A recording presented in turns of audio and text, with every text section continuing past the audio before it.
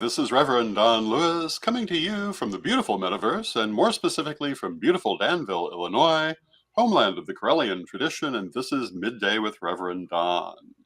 And today our guest is Ed the Pagan, and we're going to be talking a little bit more about his class on pagan power, his course on pagan power, and the first class, which happened this last Saturday.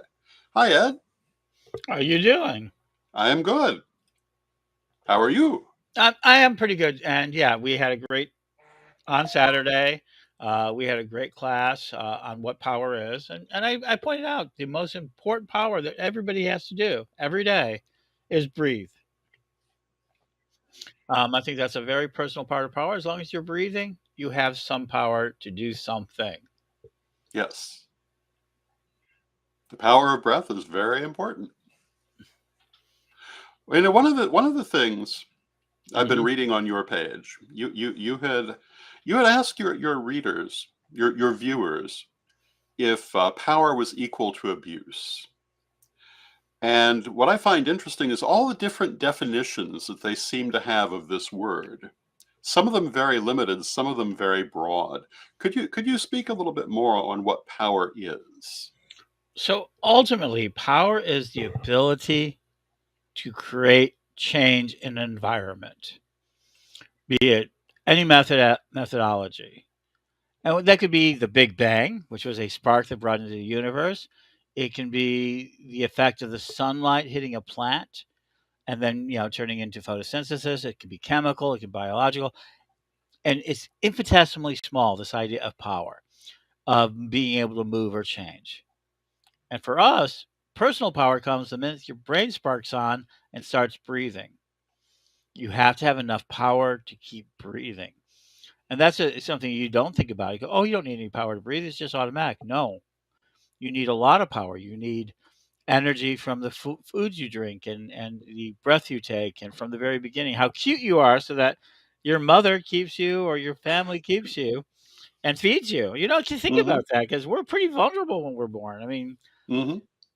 so the Well, power. historically that was an issue. Not all babies historically were kept, Hmm. and the issue of cuteness and desirability was actually an issue. Hmm. And yeah, there are cultures that would abandon children.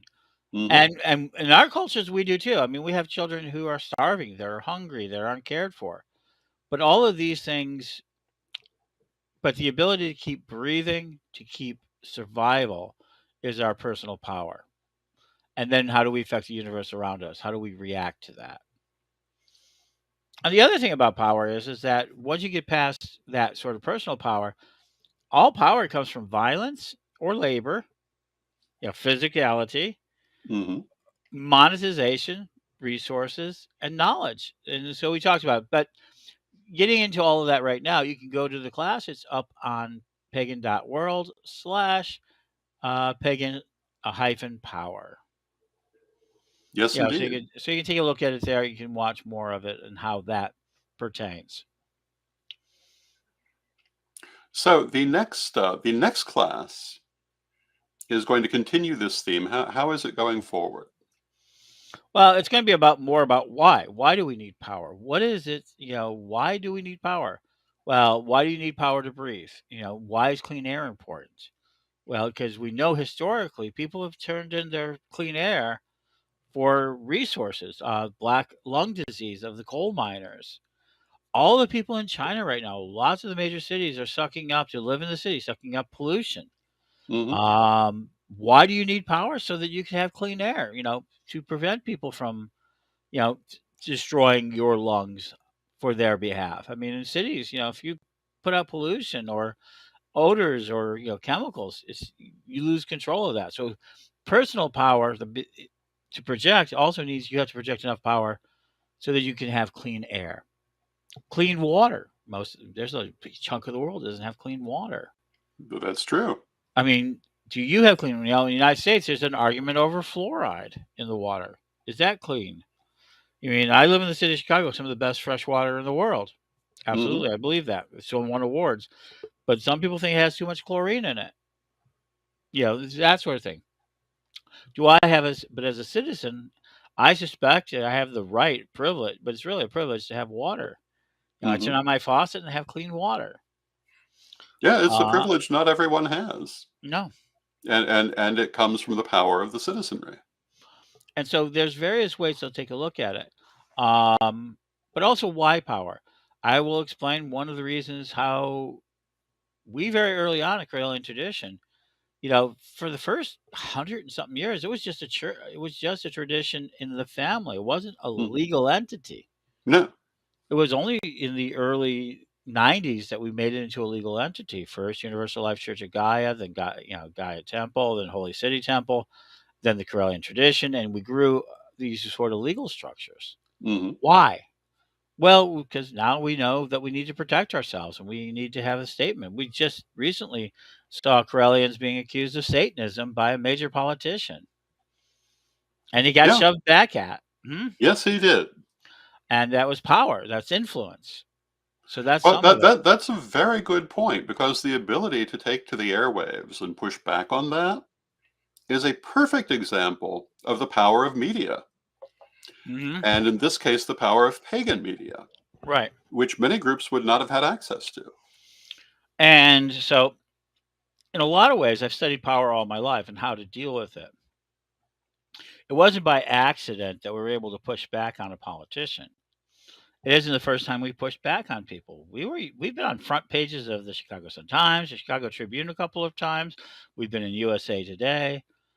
I've had more than 400 different news stories written by me, about me, around me, or instigated by me that have included other people. People don't realize a lot of Yes. articles that don't have me named in it may have been instigated by me because I've always felt that political power eludes us, but social power, press power wasn't, and that was something I studied very early. And what did that do? It allowed us to develop educational systems online and communication system online. And how do we finance it? Through small bits of monetization. We didn't go after trying to be the big bold cult that took thousands and thousands of dollars from people. We took No. 30 to 50 to 100, $150 to allow people a lifetime of education just to pay for that. Hmm.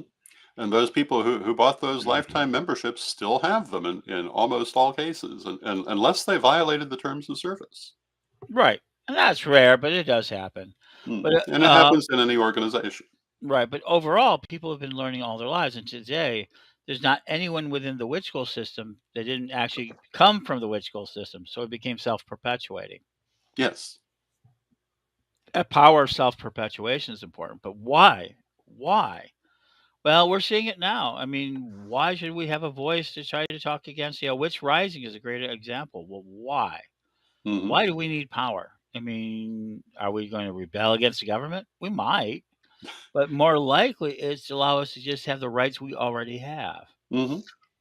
That's what we're really in the United States working for, is to have some of the rights we already have. Hmm. But ultimately, why do you want to have personal power? Why do you want to have emotional power? Why political? Why any of these forms of power? Why do you want to put solar cells on your roof and go out in the middle of the countryside so you can pump your own water? Quality of life. It's Hmm. all about quality of life. The better understanding you have of the power that you have, the better the quality of life you can have. That's an essential aspect to it. And people are suffering right now. I mean, a lot of pagans are suffering. Hmm.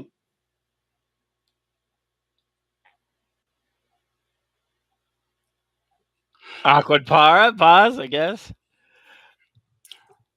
Well, let us go back again to when this class is continuing. It's every Saturday But for yeah, 2 more weeks, 2 more weeks. 10 And a.m. Central. 10 a.m. Central by Zoom, by a special, if you're a member of the supporting member or any one of the organizations that we have, there's a little bit of a gated community on this. So this is not, it's not meant, and the reason why it is for people who supported, who've already got skin in the game. Because Hmm. too many people who criticize or who out there don't have any skin in the game. I mean, there is a lot of people out there who won't be able to deal with um, how things work because they don't have any skin in the game. They don't care how it works. They can criticize, they can bitch, they can moan, or they can attack people because they don't have any skin in the game. There's nothing for them to lose Mm-hmm. in their minds. But they don't think of it. So in order to have a desire in the results, you have to have skin in your game. And every pagan who believes they are pagans has skin in the game because they're potentially a target in the rising of Christian dominionism. We've seen it in other countries. What they did in Brazil under the last president, they finally got rid of him. But they went after anybody, so many indigenous religious groups and so many indigenous leaders, on behalf of what it was Brazilian Catholic Church. Mm-hmm. We just saw that happen. They lost a lot of their authorities. We're seeing pictures now of women from the 70s and the 80s and from some of these Muslim countries. Mm-hmm. We're starting to see, how traditional, how many is that, and how much that's been taken away. Yeah, So, absolutely. so if you're a pagan, you have the potential of having your life disrupted. If you have no power, no authority, no energy to protect that, why do you want it? Well, what do you want to protect? I mean, do you want to have the right to continue to do so, to religiously freedom, or no religion whatsoever? I mean, do we want it to the point where our kids are sent to a public school and then indoctrinated into a Catholic faith, or a Christian faith, as we're starting to see in Florida? I mean, they're Mm-hmm. restricting how much you're learning. Yeah. So do you have the power to buy those books? Do you have a library? Can you read? There are so many things within the world of power that deal with our quality of life. So Mm-hmm. but what is that quality of life? And that's something we have, that is why you want power, is to protect that. But you have to really understand what it is that you want. What is your North Star? What is it that you want? I hear so many people who said, "Oh, I would love to live off the grid," and freak out last week, like we talked about last week, having losing Facebook for an hour. That's very true. Yes, Right? So same people. same people. How are you going to live off the grid? I hate the government so much. I hate the world so much, and live off the grid. I think a lot of Americans, not just a lot of pagans, but a lot of Americans are conditioned to think that they have no power, and also conditioned to think of power in only negative terms, Hmm. precisely to prevent them from being involved in deciding their own fate, to convince them ahead of time that there's nothing they can do. Yeah, your vote doesn't matter. What is my voice in this? If I don't throw that bag into the garbage. There's two You know, things, I always say if your vote didn't matter, the political parties wouldn't be spending so much money in advertising. or They suppress wouldn't it, need to. or trying to suppress the vote too, like we're seeing That in too. Georgia. And Georgia, I mean, that's it's part of it. Um, but very simply, if you want to get off the grid, you have to have enough money to buy the land and buy the tools you need to get off the grid. Hmm. So now you have to play this game of power. You have to have the power to get off the grid. And people go, "What do you mean power to get off the grid?" You have to have land that you own, Hmm. somehow raise enough money every year to pay the taxes because we're still in a form of feudalism. Hmm. No matter how much land we own, we still have to pay the king, the state, a certain amount of money. We call it property tax. Hmm. And we're also in digital feudalism. We think we own our URLs. I've learned, just recently I found Ed The Pagan.com. Somehow we lost it. Sometimes that happens. Hmm. Something happened, and somebody put it. And they linked it now to somebody else bought it, and that sort of thing. And yeah, it's funny. Check it out. It's hysterical. But we actually don't even own our URLs. We only Yeah. rent them, and they're even more severe about being protected, not being protected, than land itself is, even though they're more valuable. Hmm. So we also owning land and then being able to afford the taxes and any utilities that may be applied to it. Is there Hmm. electricity coming to it? If you want to be off the grid, then you have to buy solar panels. Hmm. Or live without electricity. You talked about how Lady Coraline um, lived without electricity part of the year. Your Oh great yeah, yeah, Caroline. Caroline lived without part of it. We don't need electricity, But Yeah, do you know if you don't have electricity and you have children, they can take your children away from you? I do know that. You know, if you live in a cabin without, they consider that too low grade, that they would rather have them in a foster system with parents that don't love them, don't adore them, everything else, than have them living with parents who do love them, adore them, and grandparents, but it must have electricity, must have running water, must have these things. Um, can you live without those? So these are all signs of way power works. Hmm. You know, what do you want to live at? How clean a life do you want to live? How good a life do you want to live? Hmm. You know, so I want to talk this week's classes about why we need power and explain the different aspects that we use power in our world and why so many. And I thank all the leadership that has come up forward and said, okay, we get what you're saying and we like what you're saying. We want to know what you're also saying. And then the following week is how? How do we express this power? I Hmm. mean, you know, we know what it is, and it's a combination of personal power and external power. We want to know why this week, and we're going to talk about that and why you need power. Why do you need authority? Why do you need to grow your system? Hmm?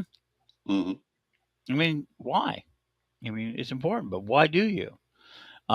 Think about it. And if you want to, come on my page. You know, I'm over there, Ed A. Hubbard on Facebook. Look up Ed the Pagan. I'm everywhere. Yep. I'm going to be asking that question this week, too.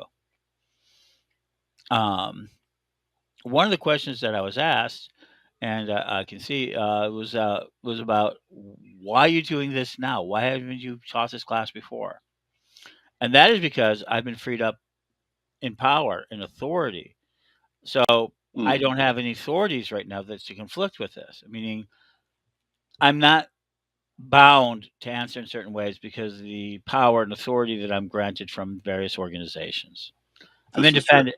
I'm independent, so I can talk freely about this without allowing any group to feel like, oh yeah, they're giving away our secrets or anything of that nature. This is all about me and my own things That's and true. my You own have an thought. independence now that you did not have before. Nope.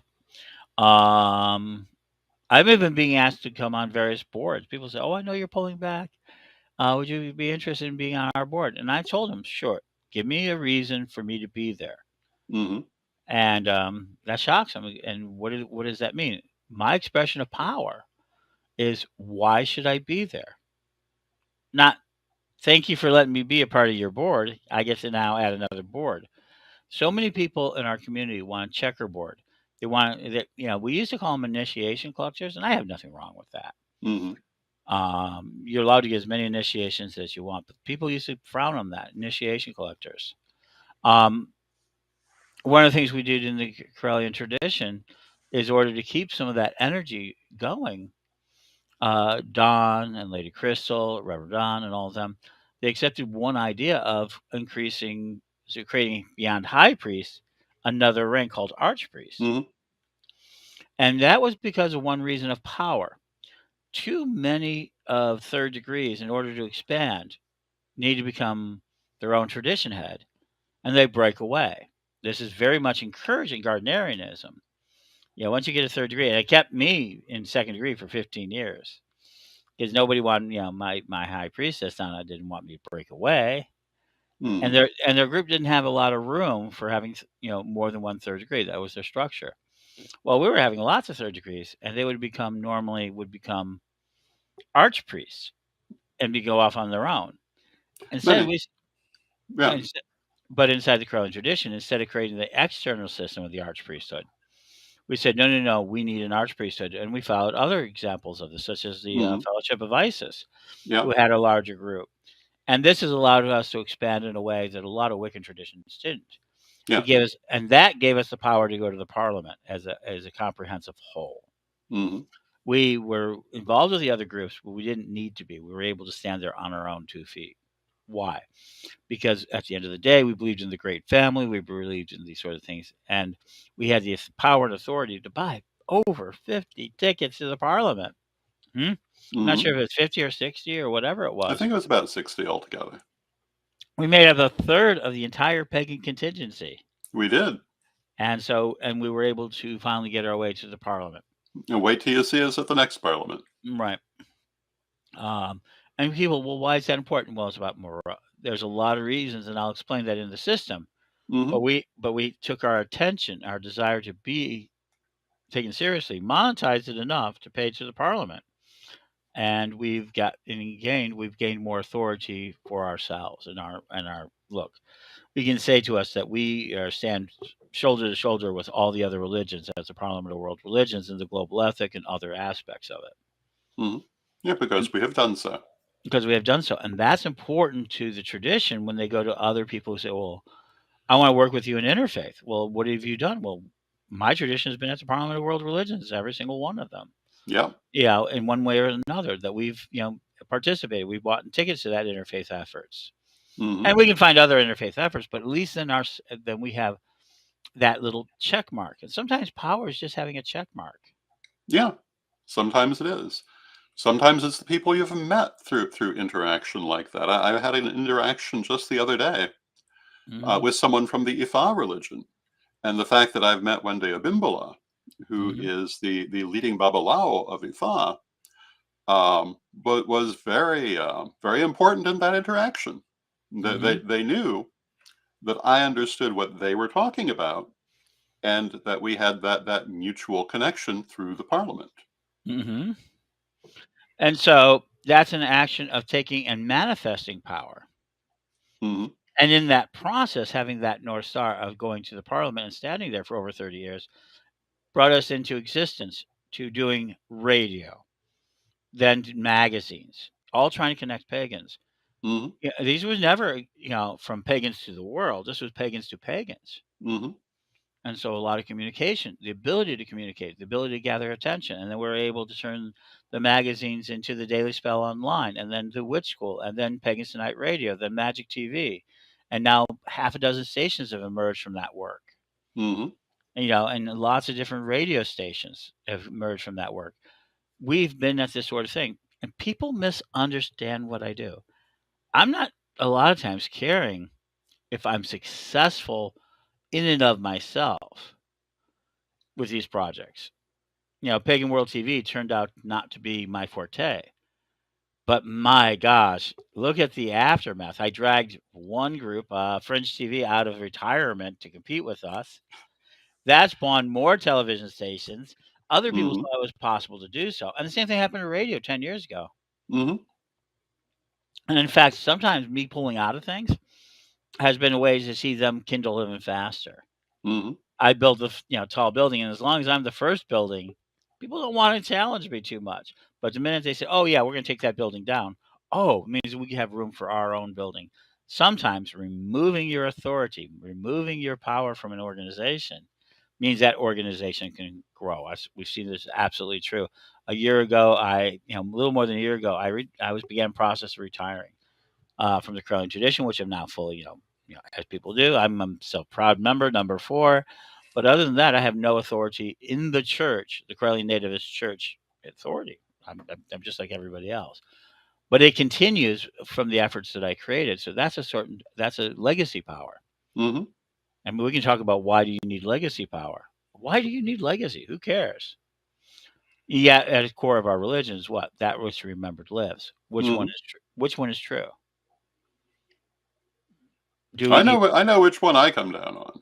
Well, I mean, go ahead. I was vehemently raised with the idea that memory and legacy are vitally important to the future, partly so that you can find your way when you come back. But that Mhm. idea that we would be coming back was a vital part of how we looked at everything.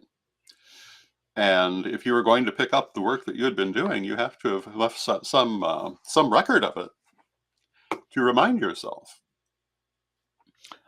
Think about how different our society would be if we took reincarnation more seriously, Hmm. if that was at our core belief. It's just starting with how we treat our resources. Mhm. We would behave very differently. We'd be very concerned with the cleanliness of our air and our water. Mhm. If we realize that the dirty air and water we leave behind, we will be the ones breathing and drinking, even if it Mhm. might be in a new body with a new name. So just the idea of is the world disposable, Hmm. renewable, or the new word I'm using, I'm a part of a larger movement called regeneration. Hmm. It's no longer about sustainability I mean, it's not enough. We've gone too far. Can we regenerate the planet? Hmm. Can we regenerate life? Can we regenerate life out in space? Hmm. I joke, but I'm going back into the worm business. And people are asking me, why am I going back into worm business? And what does that have to do with power? Well, for me, passion, the energy and passion of a personal passion. I'm fascinated with the worms, earth earthworms, and have been since a child. And I've sold them a couple of times. And there was a moment there I was on the brink of a very large company, but COVID hit and some other things hit. And it just turned out. So I'm going back into it, but I'm going into a much tighter approach. And why is it important? Because worms have this significant value to the world. It can help save it, it can Hmm. regenerate it. So I'm doing it for Pollyanna reason. No, because people will pay $28 to $34 a pound for a pound of live worms. Yes. And there are a little bit of discounts here and there, but pretty much $30 a pound of worm, the same as like good Wagyu beef, more than lobster, more than crab, more than a lot of things. So, People don't understand the importance of worms. I mean, they are a large part of what makes our soil, hmm and they can clean it. I mean, there are certain forms of earthworms that eat heavy metals out of soil, and and other, there are worms that do amazing things, and just the most ordinary worm hmm creates the final form of soil. absolutely. I mean, it helps a lot. A And world without worms would be in a sad place. Yes, and there's other methods of decomposition. I mean, we have seen it, the deep forest where worms do damage, like the fungals and things like that. Certainly, it's nature is absolutely redundant. I mean, you can knock off most of Yes, life. it is. I mean, let's be honest. If we were down, if the world suddenly just all human beings, but 100,000 people were to disappear, we would regenerate ourselves. I mean, Hmm. we would. We need 40,000 humans to have enough genetic diversity Hmm. to continue on. I mean, looking at things like this idea of human survival as being necessary is what a lot of what you would call apocalyptic thinkers are imagining. Hmm. Be it nuclear war, be it you die off of diseases, maybe we kill each other off, we become a giant suicide cult, drink the Kool-Aid day. I mean, whatever to think that we don't have that we don't have a right to this survival or that we could survive this. We can see the world go extinct, and we are watching large parts of it. Every day that I've been in the world, a large part of the world has been dying. We've been losing species. Is that enough to protect that? Is that enough of a why to gather power, the power to be able to protect things? Is that important to you? What is it that makes, what do you want to protect? Hmm. What do you want for your quality of life? What do you want to secure? And we're going to talk about why you want that. And that's our next class on this Saturday at 10 o'clock Central Time on Zoom through Pagan World. And And that's and pagan.world slash Pagan, pagan hyphen power. pretty simple. Hmm? Yes. And available to all supporters of Pagan World and otherwise by invitation. Hmm. And there are a number of ways, if you are out there. And I want to thank everybody who came to it because they give as much insight as anything else.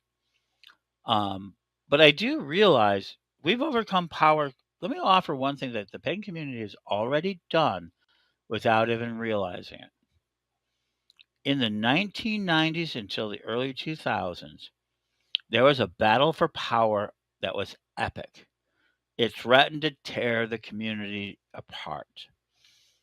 It did. It just absolutely, Hmm. people were fighting and everything else. And it was in the forums, it was all of that. As pagans were becoming nationalized, i.e., they're going from their local little groups, which we need to return to higher ones. It was a battle over leadership and clergy. Who had the Hmm. right to represent us? That was a big battle. I mean, people thought that was very, very important. Today, we don't talk about clergy standards anymore. It's like Nope. every group has their own clergy standards and we accept it. So, what may feel like a significant battle today, once it's argued out, will become de facto tomorrow. Hmm. And we won't think about it. But the idea of clergy and pagan leadership and pagan clergy standards in the 90s was the thing that we argued about. And we were talking about the same thing, what we needed and why we needed it and how we needed it. And today we've answered all those questions. We're still having Mhm. some of it, but we've definitely answered those questions. Absolutely. So that's it for me in closing today. Saturday, Yeah.